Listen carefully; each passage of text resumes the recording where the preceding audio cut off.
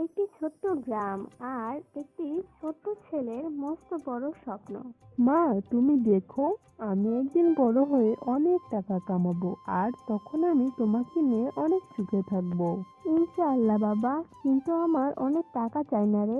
আমার শুধু তুই থাকলেই হবে। তুই শুধু আমাকে ভুলে যাস না, তাহলে আমি শান্তিতে থাকতে পারবো। সময় চলে গেল। ছেলেও পড়ালেখা করে অনেক বড় হলো এবং জীবিকার তাগিদে চলে গেল শহরে। কিন্তু গ্রামে মা একা হয়ে পড়লো।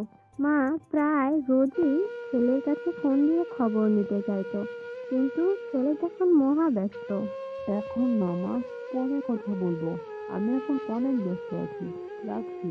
এভাবেই ছেলে তার মায়ের ফোন অবহেলা করতে লাগলো এবং সে তার মায়ের আর খোঁজ খবর নিত না।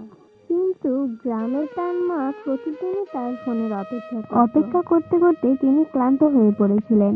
হঠাৎ একদিন তিনি মারা যান। গ্রামের সকল লোক জড়ো হয়ে যায় এবং তার ছেলেকেও খবর পাঠানো হয়। খবরটি শুনে তার ছেলে যত দ্রুত সম্ভব গ্রামে চলে আসে। মা, তুমি কেন চলে গেলে? মা, ওঠো মা, একবার শুধু ডাকো আমাকে। দেখো, আমি ফিরে এসেছি তোমার কাছে। তার মা তার জন্য একটি চিঠি লিখে দিয়েছিল। সে সেটি নিয়ে পড়তে শুরু করে। বাবা, আমি জানতাম তুই ব্যস্ত থাকিস, তাই শুধুই অপেক্ষা করতাম।